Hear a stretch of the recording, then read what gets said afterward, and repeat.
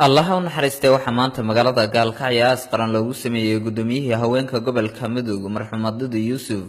oo xalay maqribkii dablay hubeysan oo haybtooda la garanay in ay ku dileen magaalada Gaalkacyo ee xarunta gobolka Mudug. Aaska marxumada ayaa waxa ka soo qayb galay maamulka gobolka kan degmada aqoon-yahano nabadoon iyo dadweyne fara badan.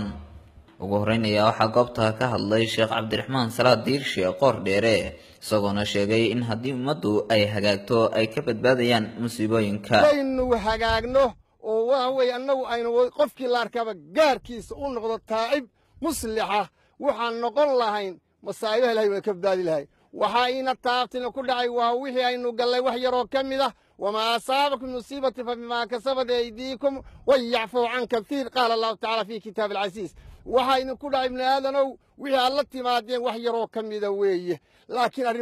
أرنبا حسمضا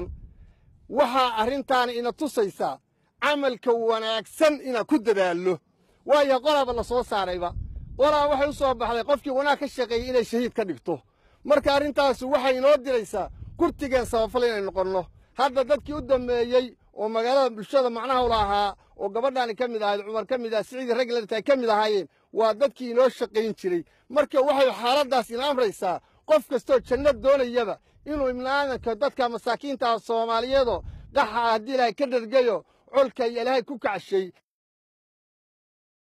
nabadoon Yaasiin Cabdi Samad oo isna ka hadlay aaska ayaa sheegay in reer Mudug ay isku tashadaan ayna u midoobaan iska qabashada cadawga laakiin sidaan hadda si dadka anfacaysa maaha waxa la rabaa reer Mudug inay tala isweydiiyaan wixii waxaan laga yeeli lahaa lama yaqaan waxa la ina baray qof baa la dilayaa isla markiiba marin habaabin baa la keenayaa xagee kanay ahayd lama yaqaan aakhirka lama yaqaan taas lagu soo dambaysiinaya dadaan waxba galabsan dilkuna la yaab ma leh dadka qaar baa waxay yiraahdaan qofkii hadlaa la dilayaa waa intii hadda Sheekh Cabdiraxmaan sheegayay bini aadamku waa qof Ilaahay cadaab u sameeyay qof janno Ilaahay u sameeyay qof walbana sababteedii buu la imaanaya khulafadii nabiga la laayay Sayyid Umar baa la dilay Sayyid Ali baa la dilay Sayyid Usmaan baa la dilay qof baa la dilay marka qariib maaha wax la yaabo maaha laakiin bini aadam ka dambeeyay maxay qabteen maxaa dadaalo la sameeyay maxaa arlada laga wanaajiyay waxa isweydiinta mudane waa taa shacab iyo dawladba mas'uuliyad baa ina saaran ilaahayna waxaan ka rajaynaynaa musiibada ilaahay ummadda dabadhiga ilaahay inuu ina ka qabto gudoomiyaha gobolka Mudug Xasan Maxamed Khaliif ayaa Allah uga baryay in uu soo qabto gacan ku dhiglihii dilay Dudi Yuusuf oo ahayd gudoomiyihii haweenka gobolka Mudug naga fakadeen oo inta dileen ay ku baxsadeen waxaan filayaa kan in la heli doono ilaahay idankiisaan ilaahay ka baryayno sababtu waxa weeye waa rabadaan xaqdaru wax ku dilay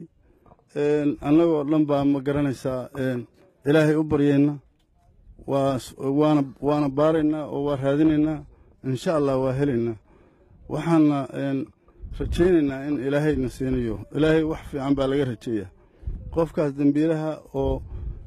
xaqdarrada dadka ku leynaya haddii mar hadduu baxso laba baxso saddex baxsaday marka dambe waa la heli doonaa waxaan leeyahay samir iyo iimaan Allah ka siiyo heladii ay ka geeriyootay iyo annagoo dhan dhammaan mas'uuliyiintii ka soo qayb galay aaska ayaa Allah uga baryay in uu samir iyo iimaan ka siiyo qaraabadii iyo dhammaan ummadda Soomaaliyeed ee ka baxday marxumadada Yuusuf Shaafici Cabdulqaadir Rusame Kalsan TV Gaalkacyo